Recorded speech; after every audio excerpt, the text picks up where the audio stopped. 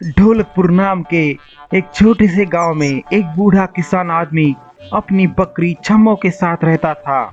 उसकी झोपड़ी गांव से थोड़ी दूर थी, इसलिए कई बार उस बूढ़े आदमी को बहुत परेशानियों का सामना करना पड़ता था। एक बार वह बूढ़ा बहुत बीमार पड़ गया। कोई भी उसकी देखभाल के लिए उसके पास नहीं था। ऐसे में उसकी बकरी छम्मो ही उसका सहारा बनी हुई थी। वह गांव के दुकानदार के पास जाकर उसके लिए फल ले आती, डॉक्टर के पास जाकर उसे बुला लाती थी। इस कारण बूढ़ा भी उससे बहुत प्रेम करता था। वह अक्सर उससे कहता था, छम्मो, यदि तू न होती तो मेरे जीवन में जीने के लिए कुछ भी नहीं होता। उसकी बकरी छम्मो भी जैसे उसकी सारी बातें समझ जाती थी। वह उसकी बात सुनकर अपना सिर हिला देती थी। धीरे धीरे बूढ़े की आंखें भी जवाब देने लगी।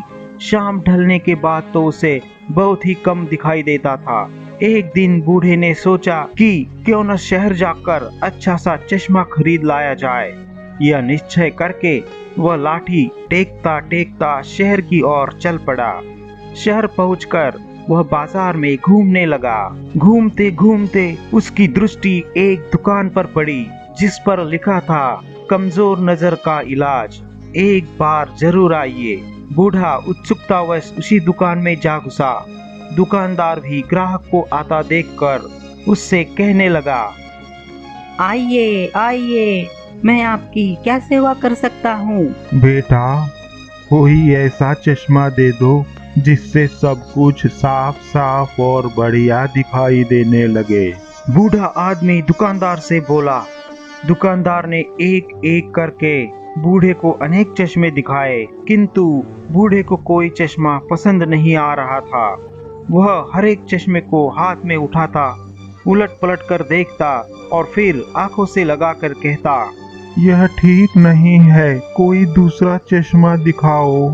आखिरकार दुकानदार बुरी तरह खिंच गया।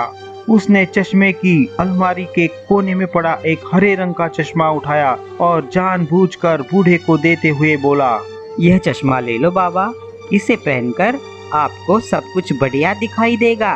बूढ़े ने जैसे ही वह चश्मा अपनी आंखों पर लगाया, वह खुशी से उछल पड़ा।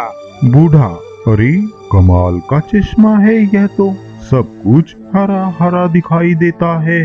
उसने जल्दी से उस चश्मे के दाम चुकाए और अपनी घर की ओर वापस चल पड़ा।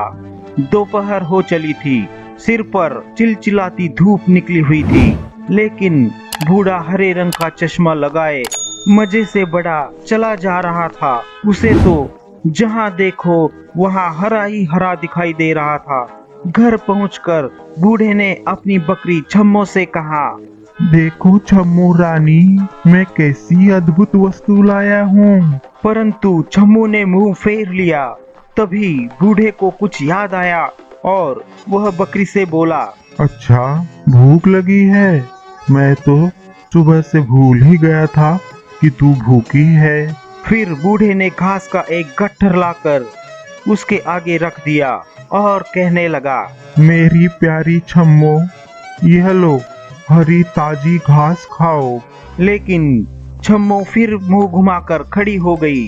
बूढ़े ने कुछ सोचकर अपना चश्मा उतारा तो पाया कि घास का जो गट्ठर उसे हरा दिखाई दे रहा था, वह तो सूखी घास का था।